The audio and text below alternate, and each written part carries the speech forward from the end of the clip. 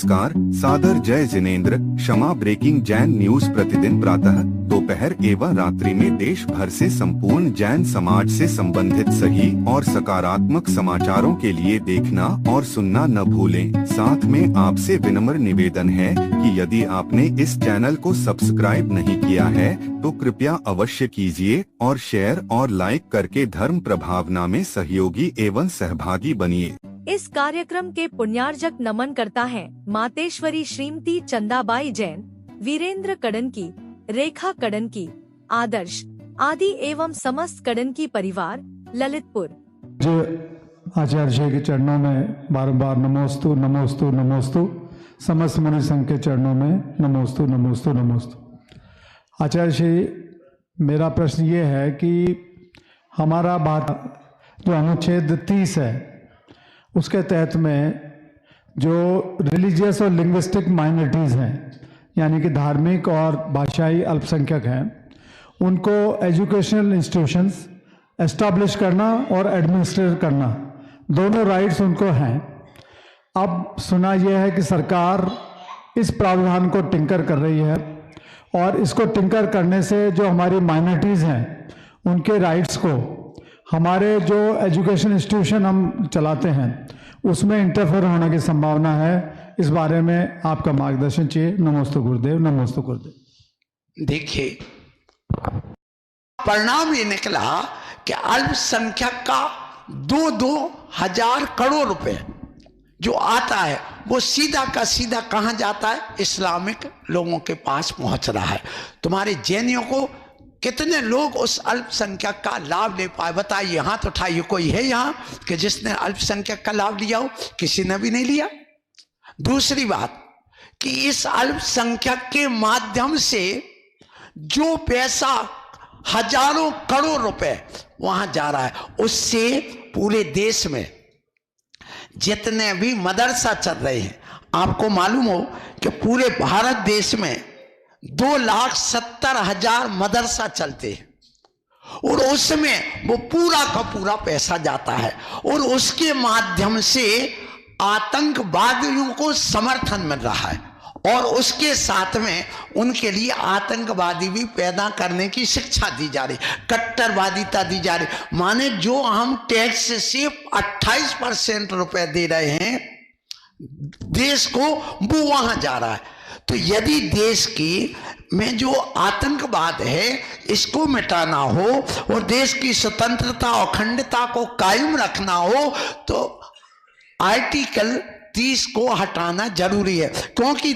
Article जो 29 है उसमें ही इतनी सारी सुविधाएं दे चुके हैं कि आप जो आर्टिकल 28, 29 और 30 में कि आप अपने ढंग से अल्पसंख्यक के लिए पर्याप्त सुविधाएं दी गई हैं, लेकिन जो 30 आर्टिकल से जो पैसा जा रहा है वो गलत जगह जाता है कि ये अल्पसंख्यक जो स्कूल चल रहे हैं तुम भी चला सकते हो। इसमें अपन को 30 संविधान हटने से कोई विरोध नहीं आएगा, किसी प्रकार की समस्या नहीं आएगी, क्योंकि 29 के माध्यम से हमने समझ लिया है कि हम अल्पसंख्यक हित की रक्षा कर सकते हैं, हम अपना पूरा विकास कर सकते हैं। बस हमें इतना नहीं होगा 30 के आधार पर कि हमें सहयोग नहीं मिलेगा, तो सहयोग तो वैसे ही नहीं मिल रहा हमें।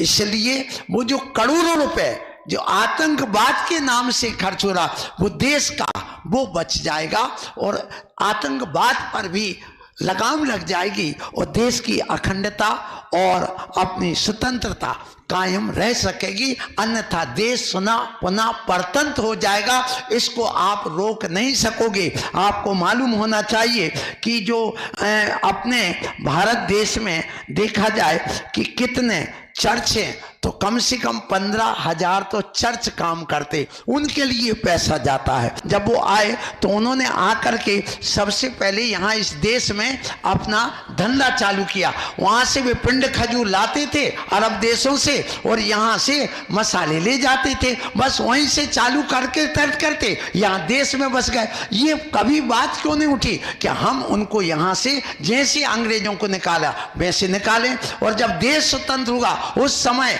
पाकिस्तान मजहब के नाम से अलग हुआ, तो उस समय गोली क्यों मारी गई थी? किसको?